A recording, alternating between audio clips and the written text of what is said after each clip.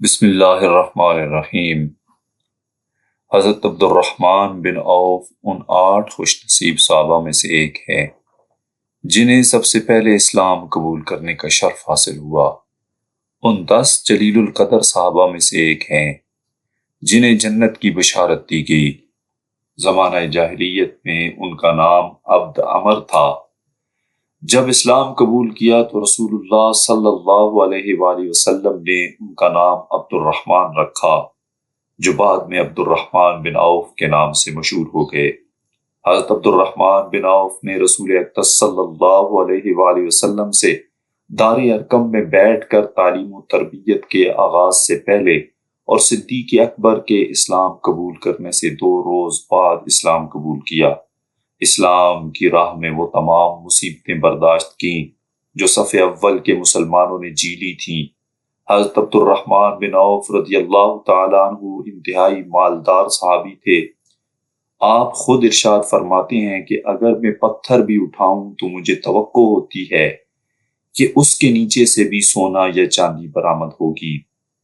ایک دن نبی اکرم صلی اللہ علیہ وآلہ وسلم نے لشکر ترتیب دیا اور صحابہ کرام میں یہ اعلان کیا کہ جہاد فنڈ میں چندہ دو، میں دشمن کی سرکوبی کے لیے ایک لشکر روانہ کرنے والا ہوں۔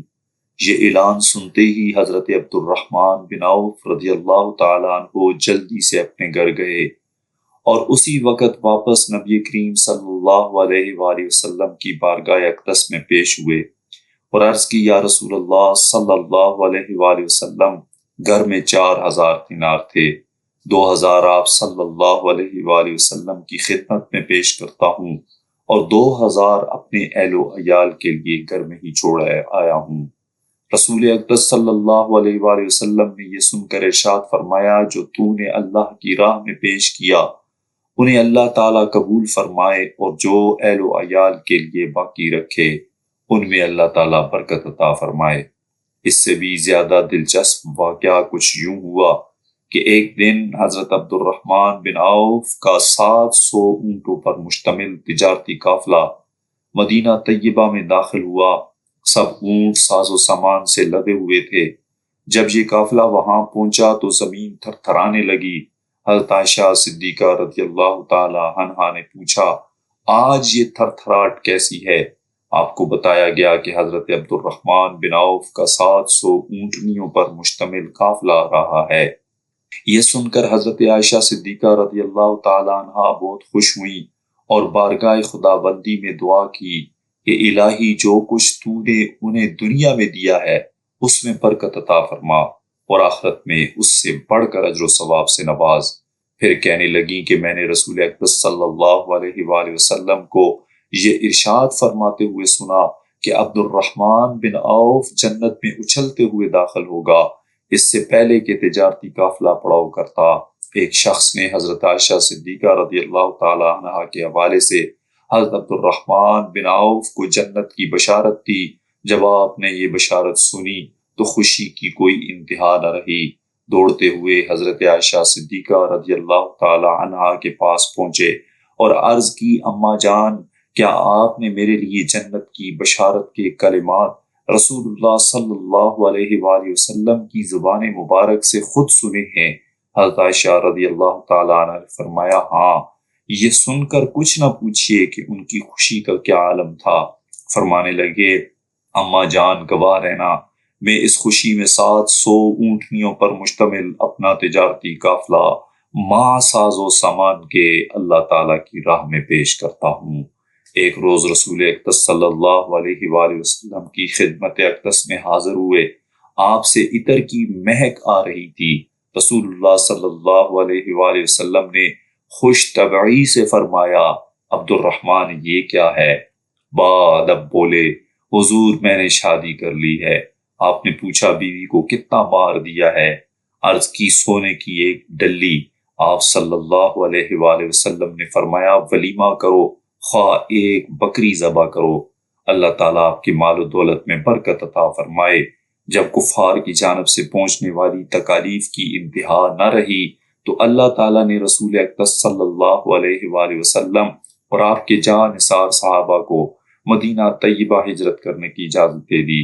تو یہ ان عالی مقام مہاجر صحابہ میں سر فہرست تھے جو سوئے مدینہ دیوانہ وار چلے۔ جب رسول اقدس صلی اللہ علیہ وآلہ وسلم نے مہاجرین اور انصار کے درمیان بھائی چارے کی فضا قائم کی تو حضرت عبد الرحمن بن عوف اور حضرت سعد بن ربیع کے درمیان رشتہ اخوت قائم ہوا۔ حضرت سعد بن ربیع نے اپنے دینی بھائی عبد الرحمن بن عوف سے کہا کہ اے بھائی جان، میں اہل مدینہ میں سب سے زیادہ مالدار ہوں، میرے 2 باغ ہیں اور 2 بیویاں ہیں، ان میں سے جو باغ آپ کو پسند ہے میں اسے آپ کے نام ہبہ کر دیتا ہوں، اس کے علاوہ میری 2 بیویاں ہیں، میں ان میں سے بھی ایک کو طلاق دیتا ہوں، تم اس کے ساتھ نکاح کر لو۔ حضرت عبد الرحمن بن عوف نے جواب دیا کہ اللہ تعالیٰ آپ کے مال اور گھر میں مزید برکت نازل فرمائے، مجھے آپ بس بازار کا رستہ بتا دیں۔ بازار جا کر انہوں نے کچھ خرید و فروخت کی اور رات کو کچھ پنیر اور تھوڑا سا گھی منافع میں کما لائے۔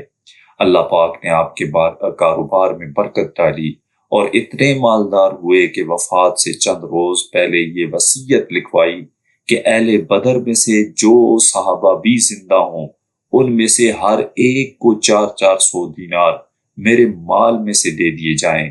جن بدری صحابہ نے وصیت کے مطابق رقم وصول کی ان کی تعداد تقریباً 100 تھی۔ ام المؤمنین بی بی عائشہ رضی اللہ تعالی عنہا اور دوسری ازواج مطہرات کے لیے ایک باغ کی وصیت کی جو 40,000 درہم کی مالیت کا تھا، اور اس سے بھی بڑھ کر وصیت کے مطابق مال تقسیم کرنے کے بعد بھی ورثاء کے لیے بہت سا مال بچ گیا۔ انہوں نے ورثے میں 1,000 اونٹ، 400 گھوڑے، 3,000 بکریاں اور سوگواروں میں 4 بیویاں چھوڑیں۔ ان میں سے ہر ایک کے حصے میں 80 ہزار دینار آئے۔